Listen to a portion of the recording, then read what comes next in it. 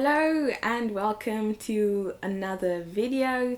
Today I would like to talk about everything that I knit in 2023. So I started knitting again back in March of last year because I had an injury, a back injury from knitting too much, and I didn't knit for about 2 years.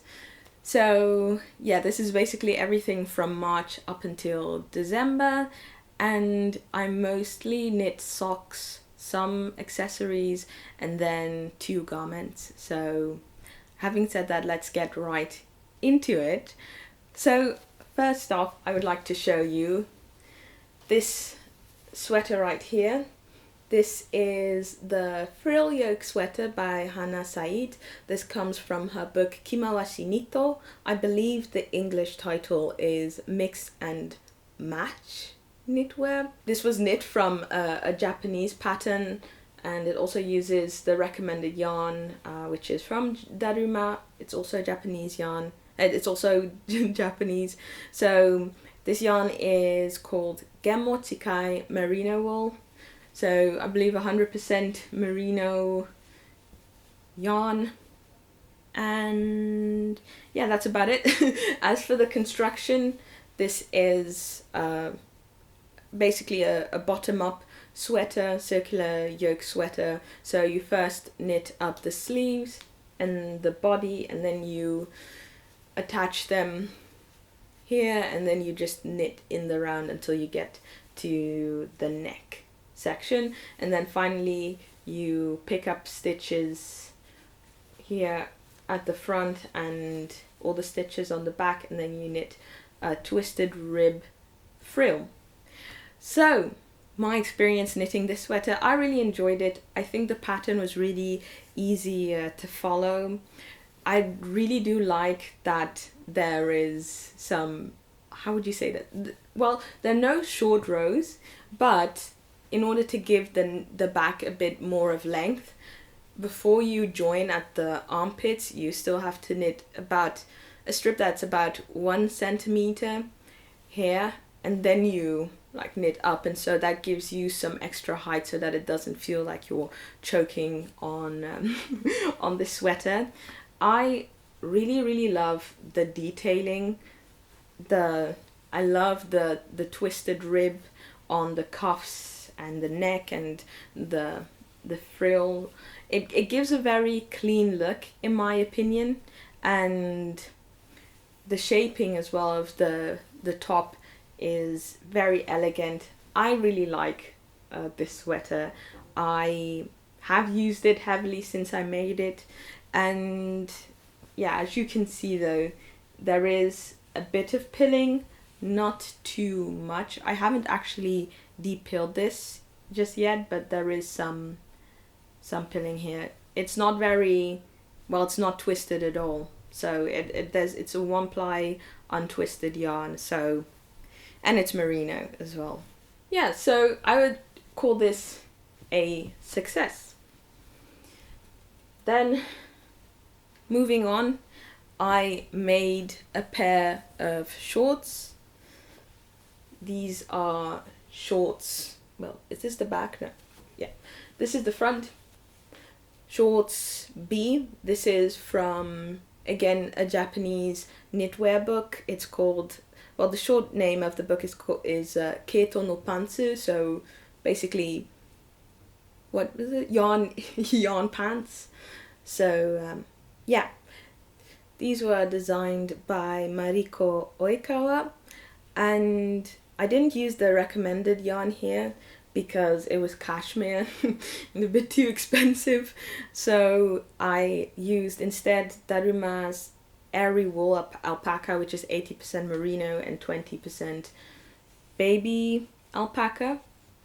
Yeah, so the way this is constructed is you start at the back, you do a couple of short rows to raise the back, and then you start casting on for just the entire body, I guess, and then you knit all the way down, and then you attach at the crotch, and then you pick up stitches along outside the crotch and then you knit, and then it ends with this really nice lace,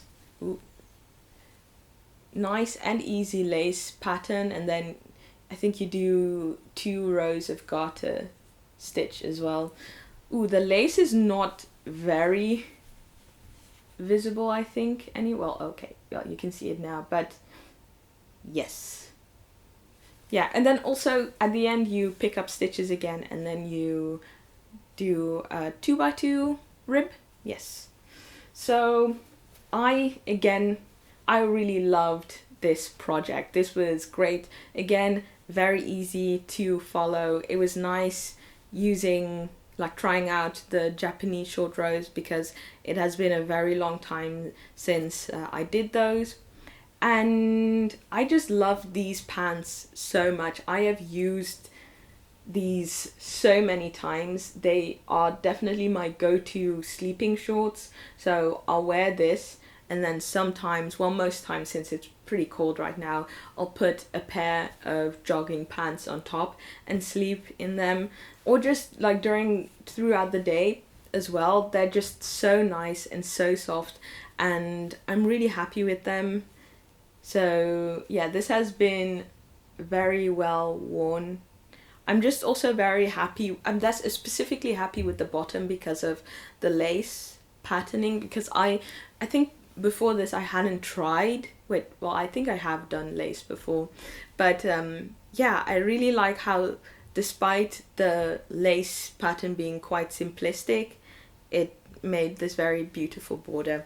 The only issue that I had at some point was the waist. I had used a regular cast off, and that was too tight for me. Well, I could wear it, but I would have to really squeeze around the hips, and so I decided to use a different cast on, but that made it far too loose, and so I decided to put in some elastic on top a couple of months later, and now it is perfect. I really love this one. So that is essentially everything for garments. Moving on to accessories, I made this hat right here for my boyfriend. This is the Daruma rib knit cap, light worsted. This is again a Japanese pattern. I used Brooklyn tweed shelter in the color Meteorite for this hat. It was a very easy and quick project. You start off, I believe, with 3x2 rib, and then once you get closer to the top, you start decreasing to 2x2, and then 2x1, and then 1x1, and then at the top, I didn't really know. Oh yeah, no, I think I did the same way as in the pattern. I just looped through all the live stitches and pulled. So yes, this hat is very well loved. My boyfriend wears this almost every single time when it's cold. He didn't have a cap before that, so it's been very nice seeing him use this so much. I still have yet to finish some flaps that come with this hat, or that are optional. Basically, what you have with this hat is an extra pattern for ear flaps, and you attach a strip of yarn on the inside so that you can clip the ear flaps, and it just comes around here, your face. So I still have to do that, but the hat itself is done. So yeah. Then I have a hood, and this is also a Japanese pattern. This is the Daruma hood scarf, and it was designed by, who was it designed by? I don't know who it was designed by. Well, if I remember correctly, this was designed by Natsumi Kuge. So yes, this is basically a hood scarf. So it functions as both a hood and a scarf. So there were 2 options for this pattern. You could choose to knit the version that is just straight up stockinette, or you could use this eyelet pattern. And what else? Yeah, the recommended yarn was actually a fingering yarn, but I decided to use some DK weight merino yarn that I had in stash from Walk. Yeah, so the way this is constructed is you start off casting on at the bottom and you knit all the way up, and then actually you're supposed to knit these two parts separately. So you basically you basically knit just all the way up here and then you cast off at the top. But I didn't do that. I just decided to knit first these two sections separately. Well, yeah, separately up until here, and then I just joined them here, knit up, and then I did a Kitchener stitch on top. And yeah, this was also again a very enjoyable knit. I have gotten a lot of use out of this, and that almost did not happen because the way the pattern shows it, the scarf like this. In the pattern it said, there was this tiny picture and it said you're supposed to wear it like this, but I didn't see it, so I thought this was the way I was supposed to wear it. And as you can see, it looks not that good like this. And so I was like, I don't know what to do with this. I might have to just only wear it as a scarf because this looks real jank.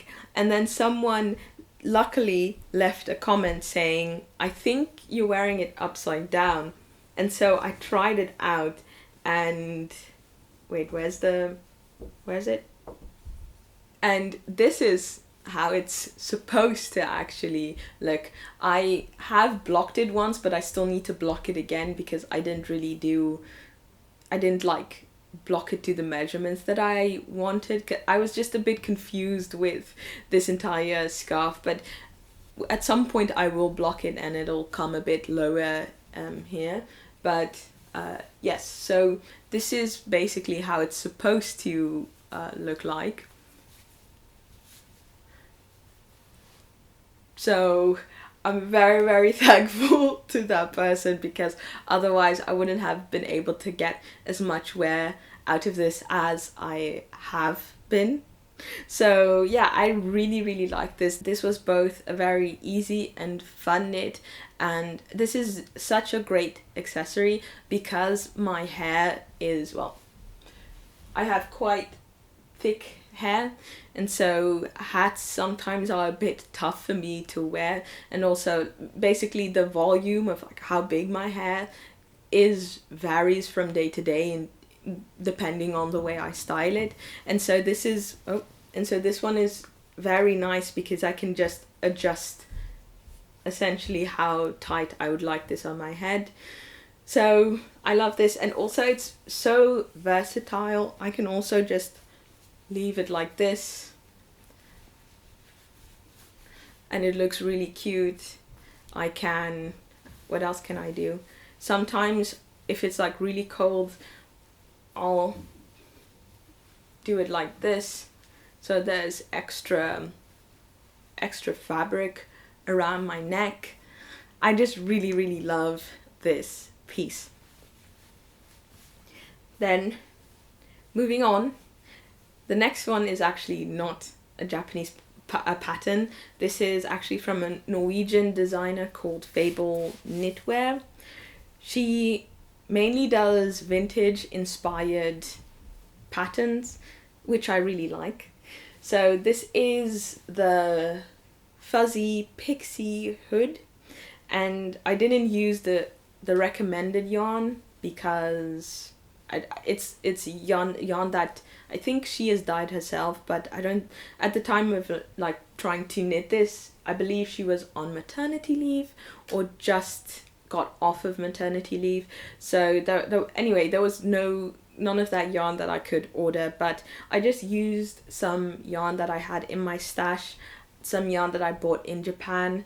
I used Itobito's sock yarn, and then Itorikotsu's silk mohair held double so that it would become a DK weight yarn, and that's also kind of like the composition, the two yarns that are suggested in the pattern.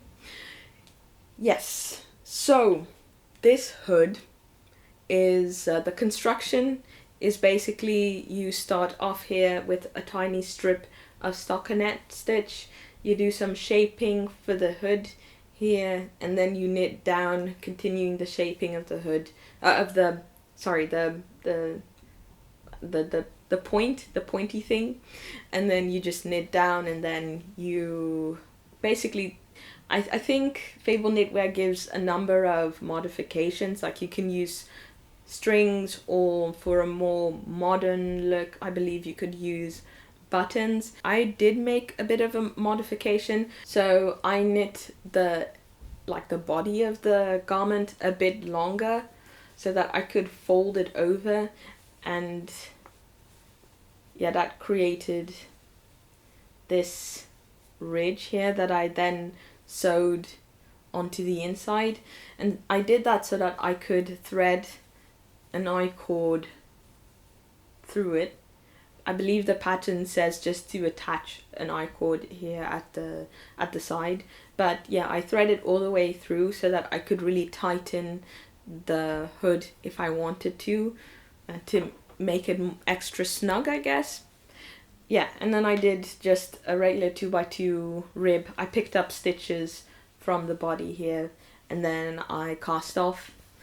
This, again, such a great project, really easy to knit, very fun knit. I knit this when I was sick a couple of months ago, and I think I did this in about 3 or 4 days. I did have a couple of issues starting up, I will say.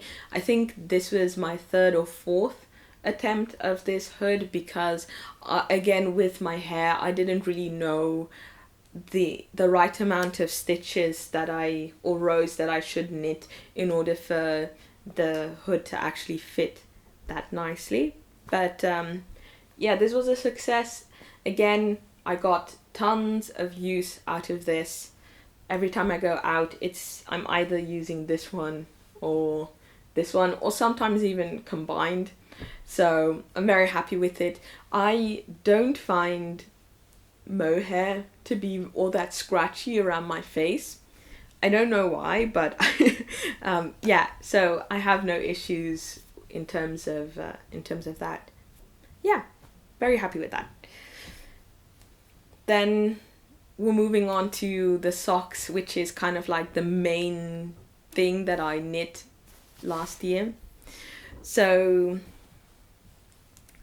this was actually my first pair of socks. I used about 3 different YouTube tutorials to knit this up. So yeah, this is just a regular cuff to toe sock with a gusset. So I did 1x1 rib, and then I did a slip stitch heel flap, and then a French heel, and then I just decreased here at the top. The yarn that I use for this is Onion number 4. This is a DK weight yarn, so it knit up really quickly, and I mean, as you can see, I have got a lot of use out of it. The color's been fading. Yeah, I really like this. I think that the only thing that I think the biggest mistake that I made making these pair was that I did a long tail cast on at the top, but not with both needles. I only used one needle, and so the cuff isn't as stretchy as I would like it to be, but I've learned now. So these were definitely a winners. To be honest, I think almost all of my socks have been winners.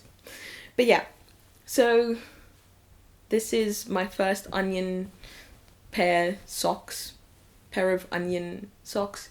Then I made these ones again for myself. I think, yeah, this is my second pair of socks that I made. Same spiel. The only difference is that I thought it would be such a fun idea to use socks as a way to learn different techniques and different stitches. So what I did here was, well, you can barely see it now because it's felted so much. I used an Ive Partridge heel flap, and then instead of putting the gusset here on the side, I put it here at the bottom, which is really cool because in this way you enable yourself to continue I don't know, a decorative stitch without it getting interrupted by a gusset.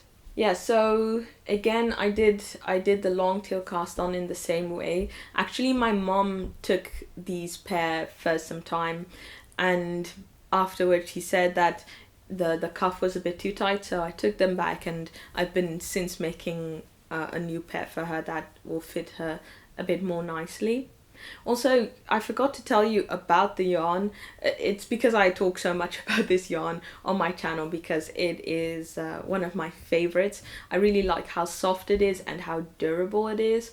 So this is made out of 70% wool, organic wool, and then 30% nettle fiber. And it's that nettle fiber that makes it very sturdy. I mean, like, these socks, I don't know how many kilometers I've walked in basically both of these, because when I was in Japan, I was in Tokyo, and when you're out and about there, you generally tend to walk a lot. And so most days when I was out, I would walk about 10 kilometers. So I feel like both of these have got like maybe 50, 60K on them, and they're still holding up really well. Yeah, I guess the only thing I'd have to say is that the color is disappearing a bit on both of these, but then again, I actually used the washing machine to wash these because I thought that was, you'd be able to do that. I did on like 30 degrees, but you're actually not supposed to do that with these socks. So I think that's also where the loss of color comes from. Then I made a matching pair of socks for my boyfriend. Well, not completely matching because mine have a bit of a longer leg. So yeah, again, I used the Ive Partridge heel flap, and then I did a French heel. I didn't do the same gusset thing, but aside from that, they're pretty similar, and he really likes these. I mean, there's a lot of wear and these have only been hand washed, and actually, yeah, you can see there is a lot of loss of color, I guess. I can't even tell you how many times he's used these, because he'll basically wear them around the house, and then once they start to smell, I wash them, and then he's using them again. So I do have to knit him a couple more pairs so he has a bit more of a variety. I did towards the end knit another pair for him. Yeah, so this is actually the first sock where I used like a written pattern. These are the Yerbo Ladigord or Oban socks. So this is a really fun sock to knit. It's again cuff down 1x1 rib, and you have just these pearl and knit sections. So here you have like a diamond motif, and then here you have some seed stitch or moss stitch, and then some garter as well. And then the wreef, I don't know how you call it in English, like the top of the foot has some ribbing. Again, as you can see, well, the yarn here is Yerbo's Junior Raggy, so it's a nylon wool mix. But yeah, as you can see, there is also again some pilling because he's been using these a lot. So yeah, it was also, it is a free pattern, so you can get that if you're interested. I'll try and leave a link in the description box down below. Highly recommend. Moving on, I have my first toe-up socks. So this also I didn't use a pattern for this. I just kind of like reverse engineered these socks, but I made a mistake with stitch count, so they did come out a bit bigger. But what did I do? Yeah, I did Judy's Magic Cast On, and then I just knit the foot, and then I did a German short row heel, and then I knit up, and then did a 2x2 rib, and then cast it off. Yeah, so like I said, I made a miscalculation. I think I just wrote it down incorrectly, and so the sock was 4 stitches too large, and now I just basically use these as house socks, which is why I decided to use these, I guess, like foot stoppers, I don't know, these anti-slip things.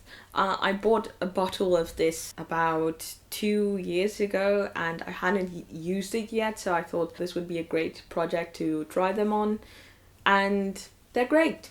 I like them. I have put these a couple of times in the washing machine, and so they have shrunk, and so they fit me a bit better now, but I still use them as house socks.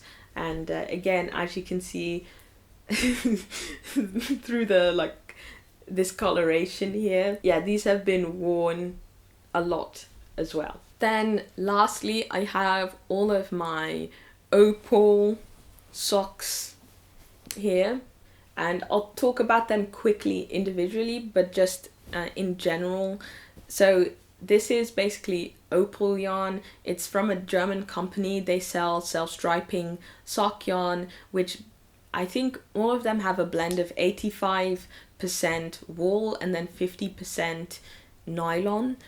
And I bought from like their German faction, but they also have a Japanese faction. I guess it's called Opal KFS, and it's run by this German lady who has been living in Japan for about 30 years or something. And yeah, I really, really like their yarns, which is why I've made so many socks using them. So yeah, all of them are cuffed down, and then sometimes I made some modifications or like tried something different out, but they don't have a pattern. They're all just kind of like my own sock recipe. So let's start off with the first ones that I knit. Yeah, cuff down, slip stitch, French heel socks. This is from KFS, I think in the color Forest. And honestly, all of these have been well worn. I have no complaints at all, so I won't repeat myself on that. Then again, here the same thing. So these were actually the first 2 socks that I made using fingering weight yarn, because opal yarn is fingering weight yarn. So these were just kind of like experiments, seeing which stitch count would be good, and I think for me it was about 64 on 2.25 millimeter needles. So these were great. This is also again KFS. I think this one was inspired by Iceland. Yeah, so yeah. Then here again, this is also from their KFS line, and the thing that I did different here was that I used linen stitch for the heel flap, and I also did a Dutch heel or a square heel instead of a French one, and it was a good experience. I like these socks. I think they're really nice. And this is actually my most recent one. This is again KFS. It's from their Family Smiles line. I'm pretty sure this one is Grandpa's Smile. I just love the color combination. I just love it. So I used the 2x2 rib here, slip stitch heel. I made the cuff way shorter than I generally make, and that made it a very quick sock to finish off. Really enjoyed these. Yes, and this is from the German one, like the original company.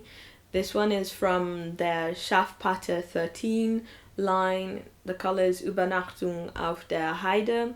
And again, it's the same sock construction as this one. I did use 2.5mm needles, but it was basically the same.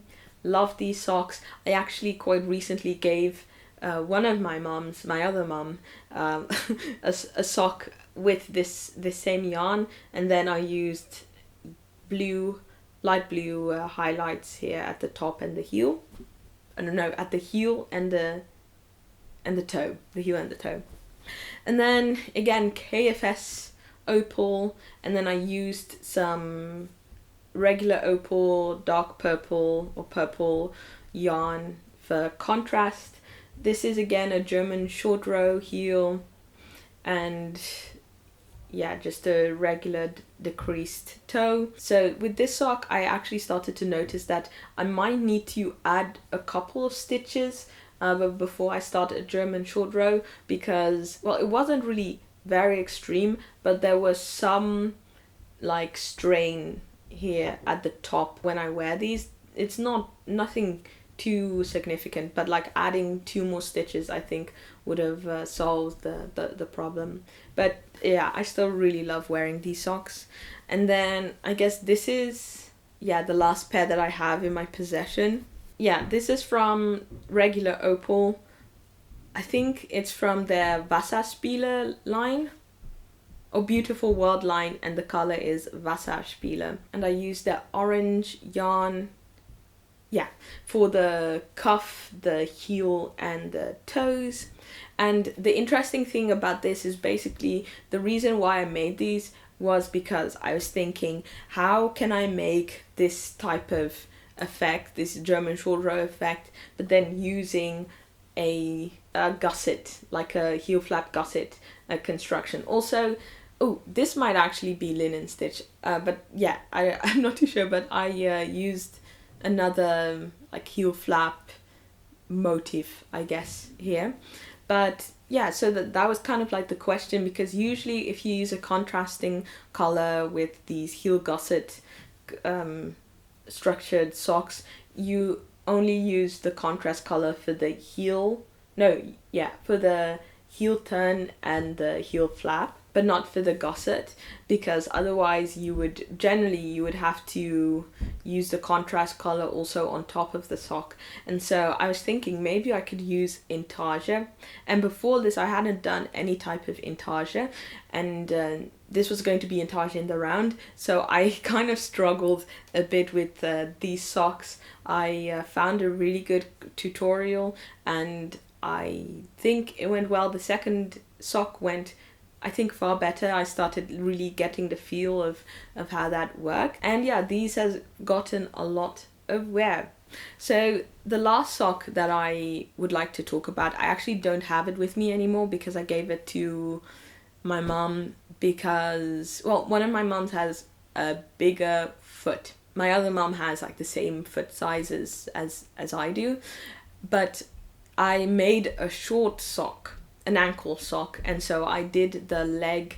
I think I did 3 rows of 2x2 ribbing and then 5 rows of how would I say it? Yeah, 5 rows of the leg, and then I started doing the German short rows to for the foot.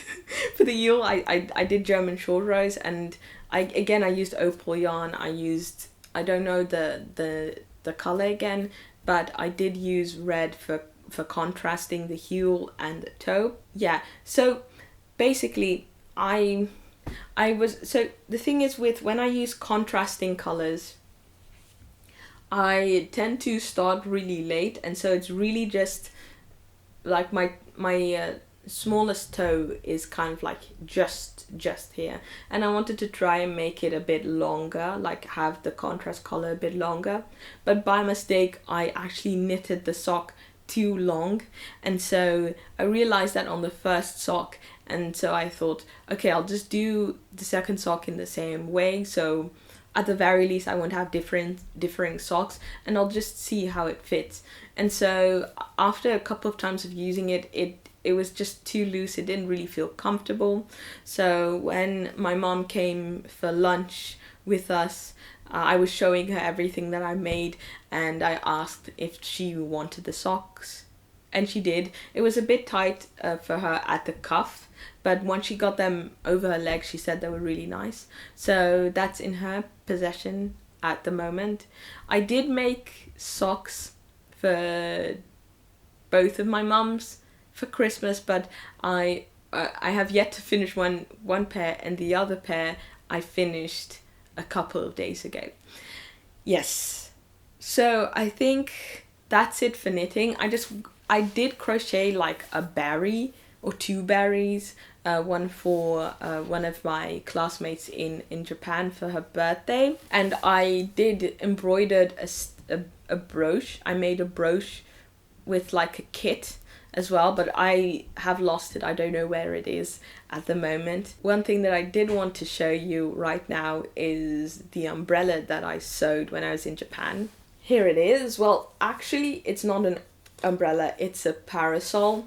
So I took a knitting class in Tokyo at Walnut Tokyo, which is run by the people who create the Amirisu magazine. So yeah, a lot of people use parasols in Japan because it's just too bloody hot to be without one. So yeah, I made this myself. I think in like it was like a 3-hour workshop. I mean, I'm not a sewer, so I don't know much. I don't even know all that much to tell you about this, but I did get help from the teacher. It was basically 3 of us who were making the umbrella, and then one teacher, and then she was kind of like rotating between the 3 of us, helping us with the parasol. It's not an umbrella, the parasol, and it worked out really nicely. I don't really have all that much use for this in the Netherlands, but I am gonna go on holiday in July, so I will take this with me so I can use it when I'm on the beach. So yes, that is everything I knit in 2023. I have lots of fun plans for this year. So if you haven't subscribed and you liked what you saw, maybe subscribe. But yeah, I think that's everything for today. Thank you so much for watching, and I hope to see you in another video soon. Bye bye.